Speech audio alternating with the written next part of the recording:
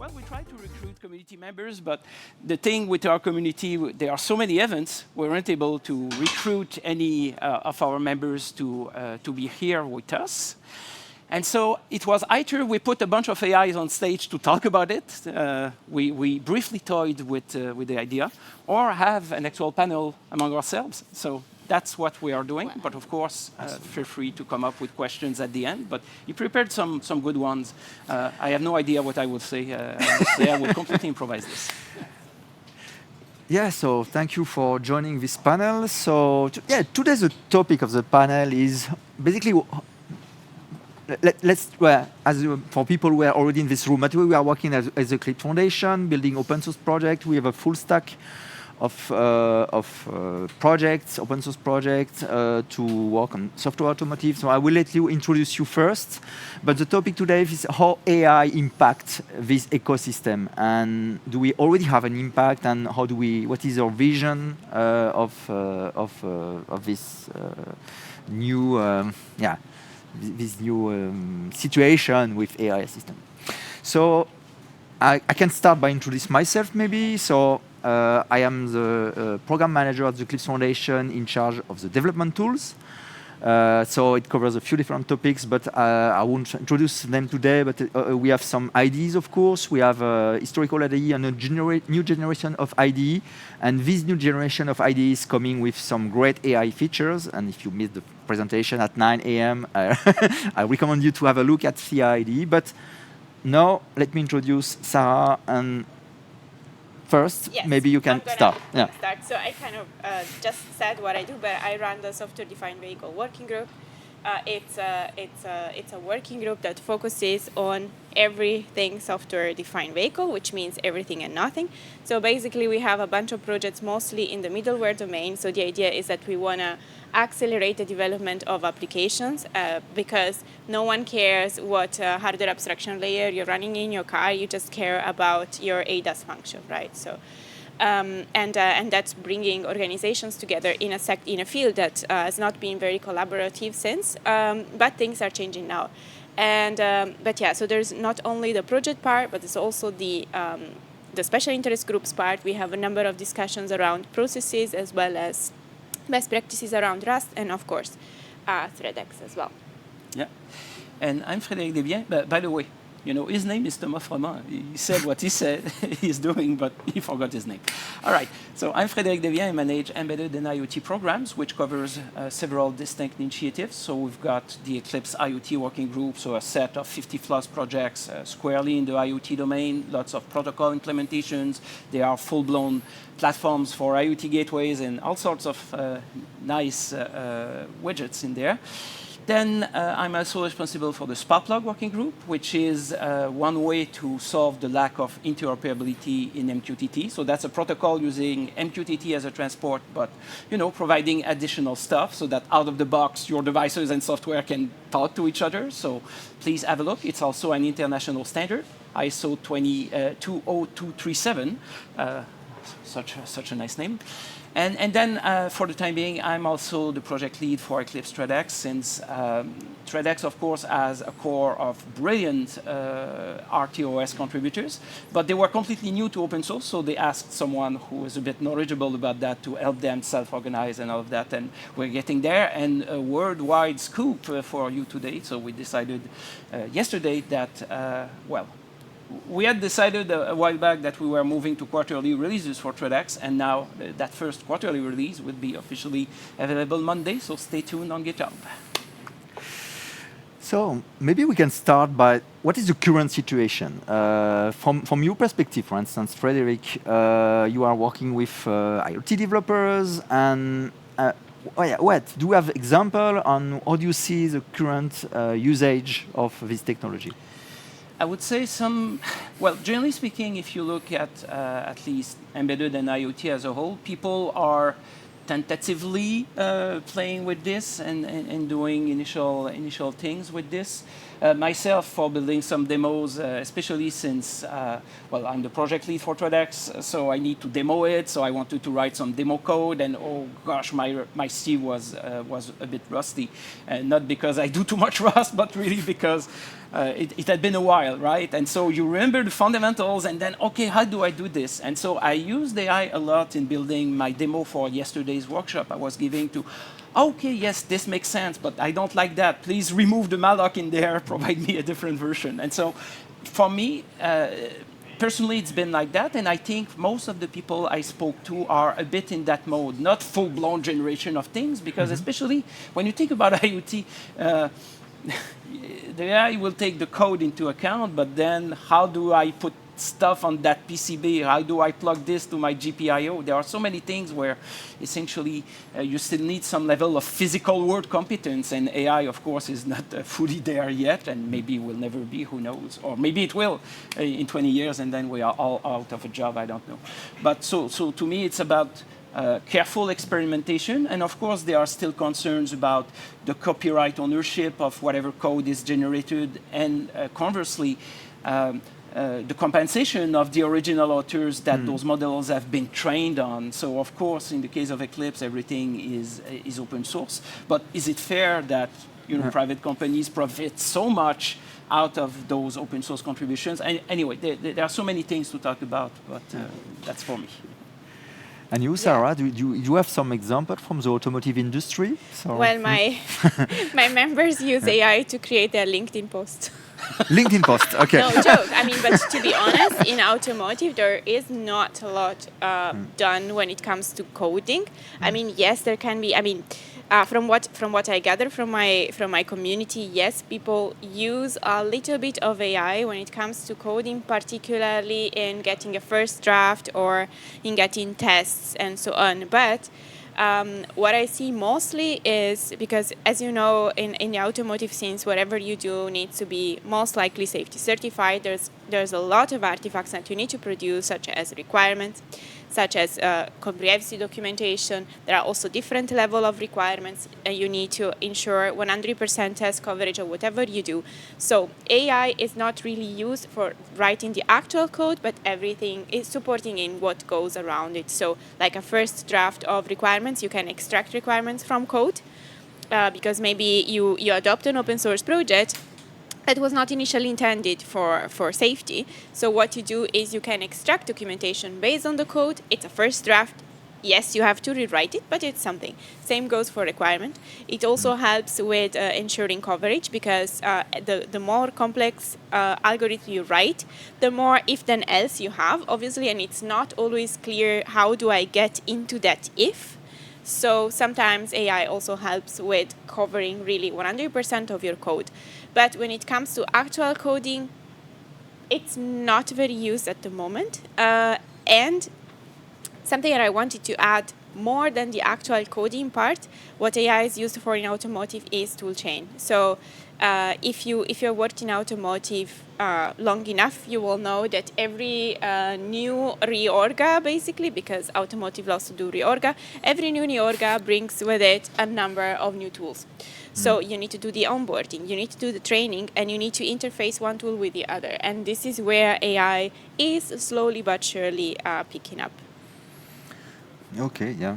I can share my own experience. I don't work working on the tools. I don't work only with people, embedded software developers and IoT people, but most of the big organization see the value, but they are worried about compliance and security and how they will keep control on the data. And this is one of the key topic wherever the industry we are working with.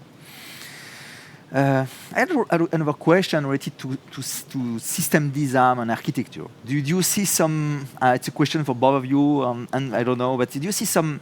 It's something that could bring value, and that AI could bring value, as will be useful to on this particular activity. And do you have some example already? Maybe, I don't know.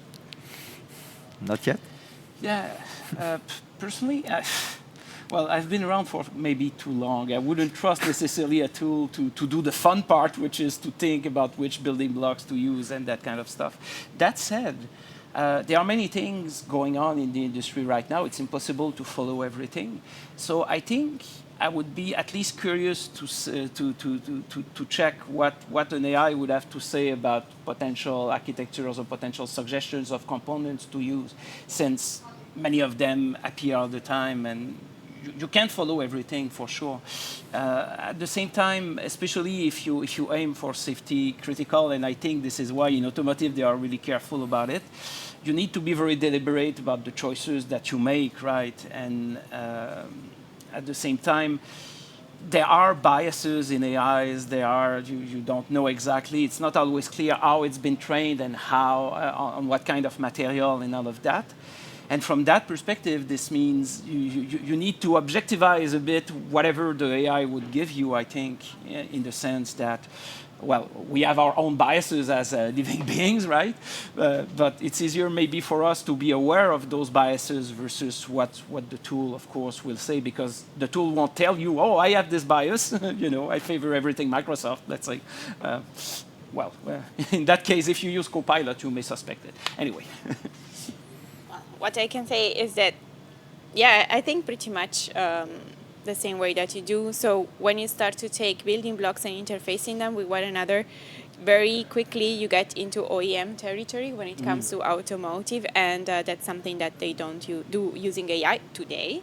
Maybe that would change, but not at the moment, because whenever you have a safety certify or you intend to safety certify something, so you might have certifications out of context, such as ThreadX, because it's very clearly bound set of input and output. But finally, if you talk about a full stack, you need to integrate the building blocks, and then you as an integrator, or usually as an OEM, you need to certify the integrated system. And that is where right now I don't think AI is ready for doing this. Although it could be useful to test use cases or to yes, but to not do many for things. the integration part. Not to, yeah, exactly. But which AI system? Because this is the next topic basically is about the risk and what maybe the specific risk for safety critical environment and application. So what I've seen, at least experimenting a little bit, and the feedback that I gather is that whenever you try to actually write code, particularly when it comes to APIs and interfacing between building blocks, so whatever the Copilot or whatever you want to use, Claude, Gemini, anything else, writes very verbose code. It writes very, very verbose code. It is difficult to read and it's difficult to modify. So that's something that particularly for architecture and integration is right now a no-go. For you, it's a question of architecture and application. Yeah, essentially, yeah, okay. Okay, interesting. And pushing a bit further, I mean, when you think specifically about safety critical certification, your code will be under heavy scrutiny by people that will check that every requirement is properly not only implemented but tested in your test suite. And this means, of course, an AI could help you to verify if things are comprehensive in terms of coverage and things like that, although classical methods of test coverage without an AI on top would be able to achieve the same goal. But at the same time, it's about legal liability, and right now it's a bit unclear if I were to let an AI write this, if something happens, if the current legislation would expose organizations to greater liability if an AI would have been involved without human intervention or without enough human intervention or monitoring. And this is really tricky. And well, finally, the liability is moved over to the process. So if you can show that you follow because really an ISO stamp doesn't mean anything. No. So in itself, no. In itself, no. It just shows, it helps you to show that you have done whatever possible you can possibly to write the code that does what it is intended to do. But that's it. right? So this is the only thing that an ISO stamp gives you. There is no shielding in court if something goes wrong, right? But it helps you to show that you followed a certain process and that you submitted a number of artifacts that support the fact that your code was written and does what is written in the requirements. So if you add now an AI through the mix, then liability becomes really complex. And finally, the OEM is responsible, and the CEO of the OEM, of course, is responsible. So I don't see this happening, having an AI really for something different than proof of concept or the initial draft in the mix. So that's not happening anytime soon. And so now if we have a look at potential solution or how to make progress on this, and how could we build more trust on AI tooling? And do you have some ideas, and you have discussion with companies? Yeah, I think what I hear from people is that first, whoever is building those AI agents and all of that should be much more transparent about how they have been trained and what exact parameters have been applied to those models. Having this big black box that does magic is nice, but at the same time, when it comes to liability and trustworthiness, it's better to be open, and this is definitively an advantage of what we do in open source, in the sense, typically, if people have questions about how it's been done, well, it's obvious. Look at the GitHub history and look at the source code, and you know. So this is why I think the AI definition, the open source AI definition, is something so important. I'm not saying that the one currently proposed by OSI is perfect by any means. I'm expecting things to be refined over time and improve over time, but it's a step in the right direction, in the sense that really having open data sets, open source models that you can verify and trust yourself is, I think, a necessary step, so that then it would be adopted in more stringent environments like automotive. At least that's my own personal feeling. Yes, I share this feeling. I mean, of course, it's easier to have trust in something that you can see and that you can explore and that you can influence yourself, and that does not come as a black box from a somewhere repository, or even you just get the DLL and you have just no idea what's happening under the hood. But on the other hand, I don't see this happening anytime soon because of the non-deterministic behavior. So yes. If you train your developer, you might trust that this person will do as instructed, but if you use an AI, I mean, massively, again, and not only in the tool chain and not only for the first draft, but yeah, the non-deterministic behavior is something that right now is difficult to work around.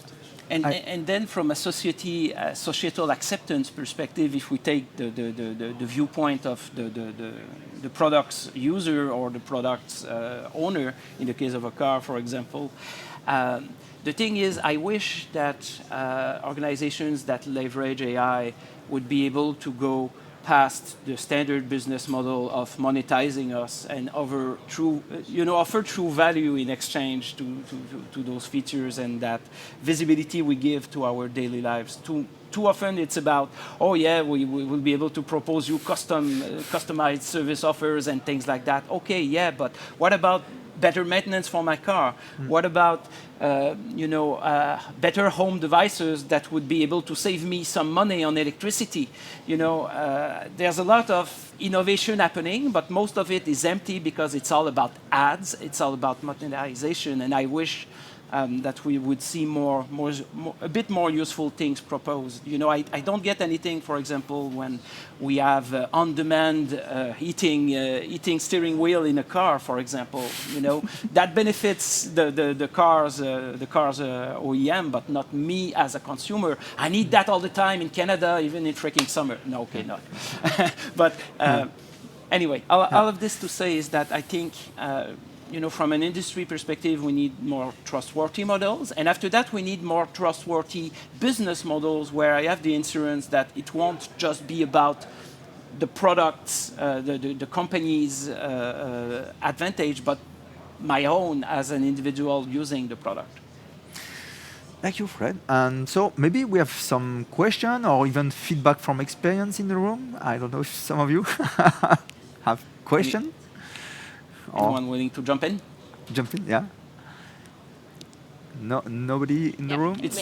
It's too early. Yeah, no, but so maybe something that I can add is what is really AI, to be honest, because is my linear regression AI?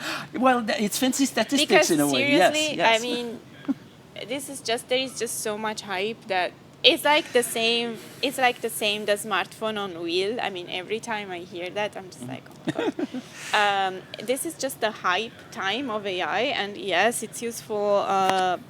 Yes, it can draw a cat driving a Ferrari. Great, but what does AI? The other thing is sometimes you will get AI-like results from more classical heuristics, for example, or things like that.